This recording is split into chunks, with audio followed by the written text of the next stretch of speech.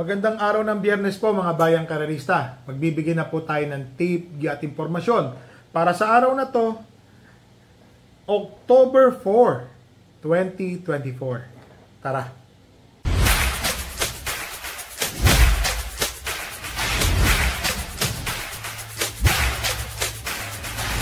Mga bayang karerista, kung mapapansin nyo po, maganda po ang lineup. Hindi ko lang po mapakita, hindi ko maangat. Kasi po, ang gagamitin ko ngayon is yung mismong ginagamit ko pag nangangarera tayo. O, mismong programa na galing po talaga na binili natin. So, dito po nakalagay yung tip ko.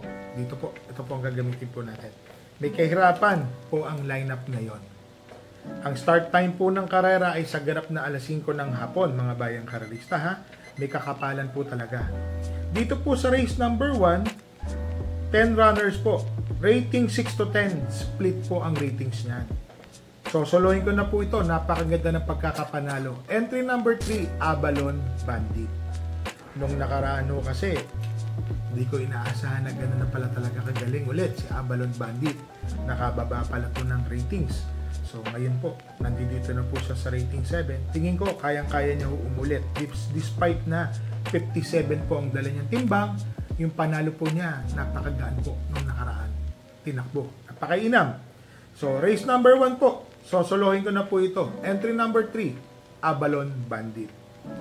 Dito na po tayo sa race number 2. Rating 11 to 15 split. 8 runners po. 1,200 meters. First choice po, entry number 7, Animo Lasal. So, mga bayang karerista, Animo Lasal, mainam po na kabayo. Nandoon, malapit. Nakaraan mo, medyo diwa at maganda ang naging lundag ni Animo Lasal. Pero ngayon nasa labas, tingin ko siya po ang malyalyamado rito. Second choice ko po dito, entry number 1, Rule the World. Mark Alvarez po ang papatong. Alam naman po natin, pag si Mark Alvarez po ang pumapatong, umuunat po ang kabayo. Nag-i-improve naman po. Tingin ko po, malaki po ang panalo ni Rule the World. Pangdihado ko po dito, entry number 3, Helgay, E.L. Blancaflor. Nung nakaraan po mga bayang karerista, si Helgay hindi lang po naging maganda ang kanyang salida. Tingin ko po ngayon, pangalawang takbo, tingin ko po magiging mainam po ang ipapakita niya. So dito po sa race number 2, first choice po entry number 7, Animo Lasal. Second choice entry number 1, Rule the World. Third choice entry number 3, Helgay. Dito na tayo sa race number 3, 10 runners po, 1,400 meter race. Rating 6 to 10 split. First choice ko na po ito, entry number 2, kabayo po ng inyong lingkod, Bonnie Avenue. Nung nakaraan ho kasi hindi ko maganda yung lundag sa starting gate. Luhod po, dalawang paa. So yun po ang napansin natin sa kabayo na yan. Paluhod po talaga lumundag. Nagtaka nga buti na iangat po ni Ryan Base, which is kabisado naman po niya. So nabigla po din ako. Oops, buti na lang hindi na-aksidente yung inete, pati po yung kabayo. First choice ko po. Unti-unti po nag-i-improve na po yung tinatakbo ni Bonnie Avenue. Second choice ko po dito, entry number 4, Srinagar. Srinagar po mga bayang karerista ha, mainam na kabayo. Alam ko ho, tinalo na niya itong kabayo ko na to. Bihado pa ho si Srinagar. Nung nanalo noon, tinalo po niya si Bonnie Avenue. Makikita niyo po yan sa history ng mga takbo. Para sa akin po, malaki po ang binaba sa laban ni Srinagar. Galing po ito sa mataas na ratings, bumaba po ng 5, nanalo, tumaas, natitimbang, nanalo po ulit. Yun po ang nakikita ko. Ngayon po, nasa rating 10 na po siya. Tingin ko, kayang-kaya po niya ang laban. Malaki po ang panalo. Third choice ko po dito, entry number 5, Axis Deviation. Itong Axis Deviation, mga bayang karerista, mainam po ang tinakbo nung nakaraan. Siya na rin po ang humabol. Mula alisan, 1-on-1 po sila, nakatutok, tumapos po siya ng tersero pwesto. Tingin ko ho, malaki po ang panalo. Baka makadihado po, Axis Deviation. Third choice. So dito sa race number 3, first choice po entry number 2, Bonnie Avenue. Second choice po entry number 4, Srinagar. Third choice entry number 5, Axis Deviation. Dito na tayo sa race number 4, mga bayang karerista, 8 runners po, 1,200 meters, 11 to 15 ang rating split po niyan. First choice po entry number 3, Doña Chichay. Oho, pang primera ko po siya. Unang-una po, umiksi po ang distansya. At 2 days po akong namasyal sa Quadra. Monday and nung Wednesday morning po. Talagang chinek po natin yung mga kabayo natin, tinignan natin isa-isa, pinalalakad natin. So nagkausap po kami ng trainer ko. Tingin ko po, malaki po ang panalo ni Doña Chichay. Especially yung huling ensayo po niya ng malakas ng Miyerkules. Tingin ko po, maganda po ang i-perform po niyan ngayon. Nung nakaraan kasi, napit-pit sa labas. Talagang nakanto ng nakanto. Tingin ko naman ngayon, ang kalaban po natin nasa Balya, si Anli Byrne. Patulin po yan. Saka yung high honors na nasa labas, Mark Alvarez. Ryan Bassi naman po ito. Tingin ko, magandang laban po ipapakita ng kabayo ko ngayon. Sana po, makapanalo po tayo. Second choice ko po dito, entry number 5, Bisyo Magserbisyo. Kung sakaling magkaubusan po kami. Entry number 2, Anli Byrne. Entry number 6, High Honors. Sama na rin po natin si Balibel sa unahan. Tingin ko po, Bisyo Magserbisyo. Kung sakaling ganun po, ito ang tingin ko po na pwedeng tumalo. So, dito po sa race number 4, first choice po, entry number 3, Doña Chichay. Second choice, entry number 5, Bisyo Magserbisyo. Dito na tayo sa race number 5, mga bayang karerista, 9 runners, 1,400 meter race, rating 22 to 27. First choice po, entry number 7, Bel Tuna. O'Neil Cortez. Tingin ko po, medyo mababa po sa laban, si Bel Tuna.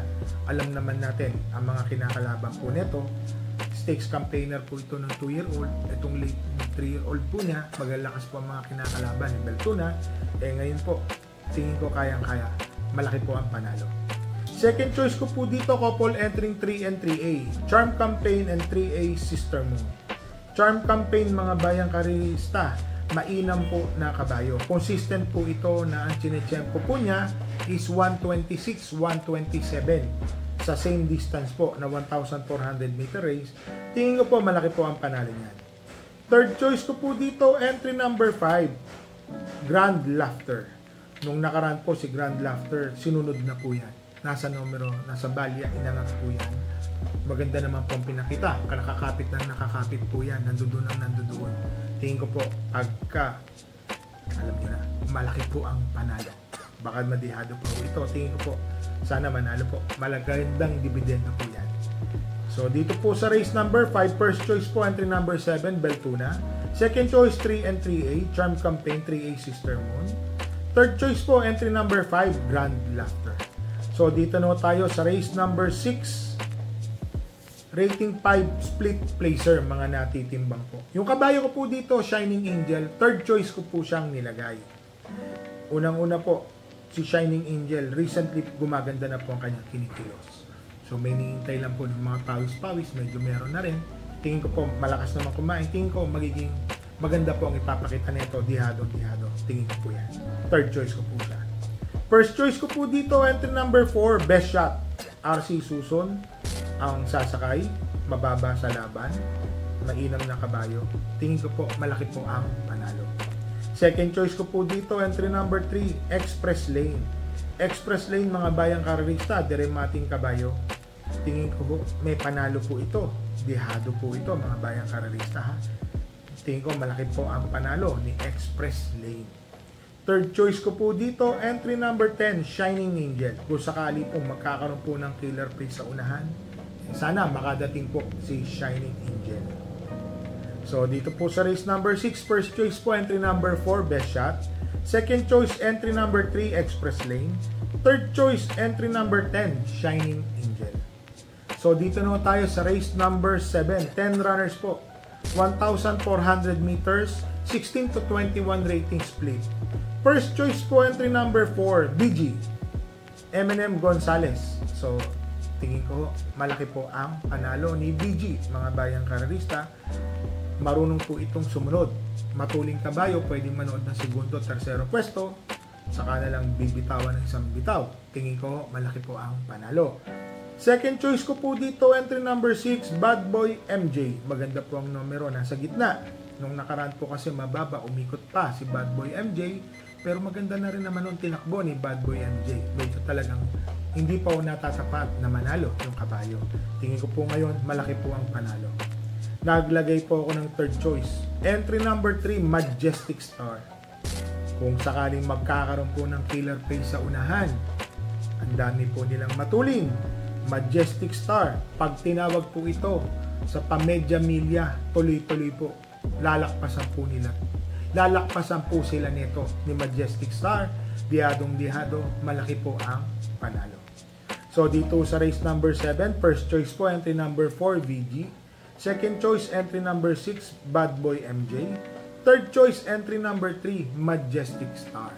Sa mga bayang karerista, shoutout lang po tayo.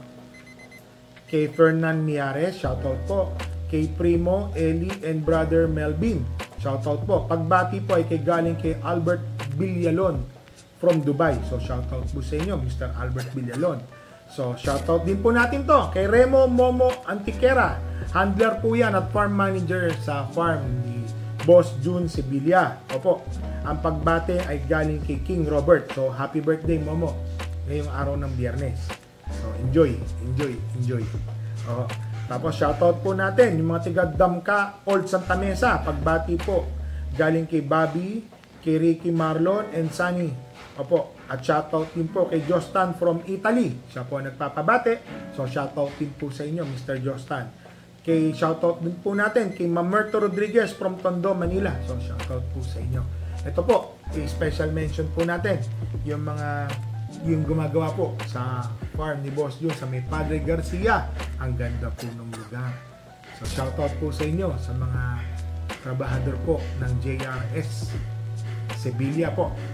Ang galing po, FR Sevilla Industrial. Shoutout po sa inyo. So mga bayang karerista ha, re-remind ko lang po kayo ulit. Meron po tayong tatakbong 3 kabayo ngayong araw po ng Biyernes. Bonnie Avenue, malaki po ang panalo. Doña Chichay, malaki din po ang panalo. Shining Angel, sana po manalo, makachamba po tayo. So hindi ko po sinabing malaki panalo, ibig sabihin todo po natin ang pera natin. Alam niyo po kung bakit. Nagbabago-bago po. Minsan ang pista, lagay ganito, ganyan. Or labasan sa starting gate. Marami pong pwedeng mangyari. Kaya po sinasabi ko sa inyo, bet small, win big, bet big, lose big. Yun lang po talaga ang sa larangan ng karera. Huwag po tayong totodo para hindi po tayo masaktan ng malaki or masakit. Sa mga bayang karerista ha, dala po tayo ng payong at tubig na maiinom po. Sa hapon, medyo nag-uulan po. So mga bayang karerista, happy racing and stay safe po sa inyo.